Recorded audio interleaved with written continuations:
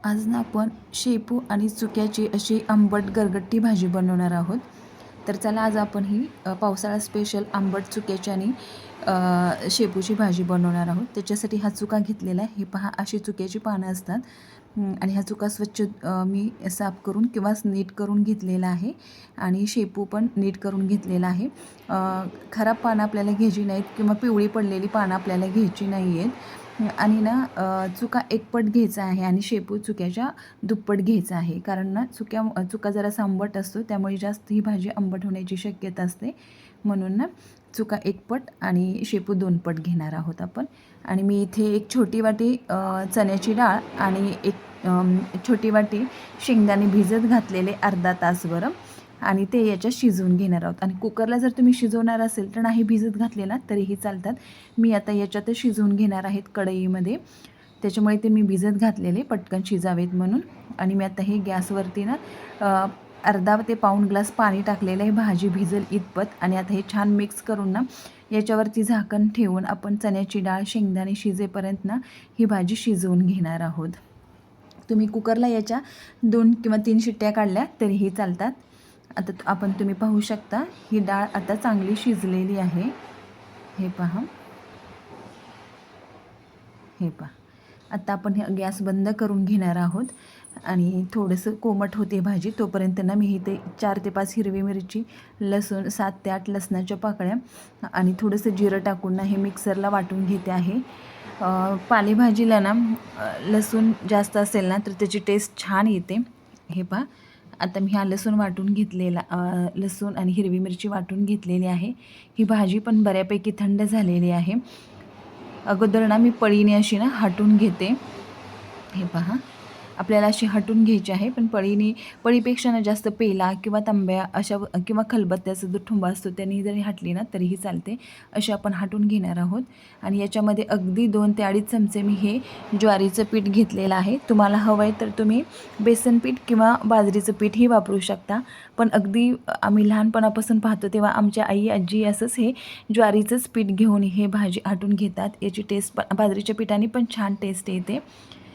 आणि आता आपण हे छान मिक्स हटून घेतलेलं आहे आणि एका प्लेटमध्ये मी काढून घेते आहे हे, कारण या सेम कढईमध्येच मी ही भाजी फोडणी टाकून घेणार आहे. आमच्याकडे सर्वांना ही भाजी खूप आवडते आणि खूप छान टेस्टी लागते ही भाजी. तुम्ही आपल्या चॅनलवर अजून नवीन असाल आणि आपल्या चॅनलला सबस्क्राईब केलं नसेल तर अशाच नवनवीन साध्या सोप्या रेसिपी पाहण्यासाठी आपल्या चॅनलला लगेच सबस्क्राईब करा. पालेभाजीला तेलही थोडंसं जास्त टाकायचं. आता मी हे तेल टाकून घेतलेले. तेल छान गरम झालं की मोहरी टाकलेली. मोहरी छान तडतडली फुलली की आपण जिरं टाकलेले. जिरं पण छान फुललं की त्याच्यामध्ये लसणाच्या पाकळ्या मी चेचून टाकलेल्या आहेत आणि छान अशा गोल्डन किंवा सोनेरी कलर येईपर्यंत आपण ह्या तेलात परतवून घेणार आहोत. 2 कढीपत्त्याची पानंही चिरून टाकलेले आहेत.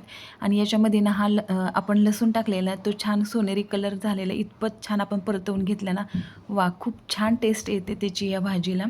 आणि आत्ता वाटून घेतलेल्या लसूण हिरवी मिरचीची पेस्ट आपण टाकून घेतलेली आहे. हिरवी मिरची वाटताना जरी तुम्ही लसूण नाही टाकला तरीही चालेल.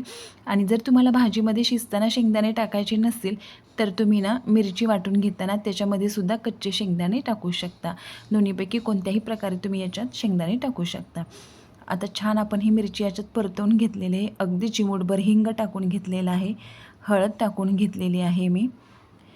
आणि ही फोडणी छान आपण अशीही परतवून घेणार आहोत.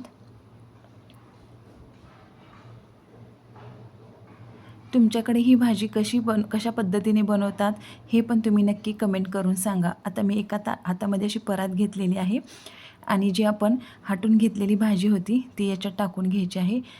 गॅस अजिबात बंद करायचं नाही. मीडियम किंवा मध्यम आचेवरतीच गॅस आहे आणि अशामध्येच आपल्याला ही फोडणी टाकून घ्यायची आहे. अगदी खमंग अशी ही फोडणी टाकून घ्यायची आहे. अगदी छान ही भाजी तयार होते आंबट अशी. आणि आता हे पाणी टाकून आपण छान मिक्स करून घेणार आहोत. तुम्हाला जशी सैलसर किंवा पातळसर घट्टसर भाजी आहे त्यानुसार हवी आहे त्यानुसार तुम्ही पाणी याच्यात ॲडजस्ट करू शकता.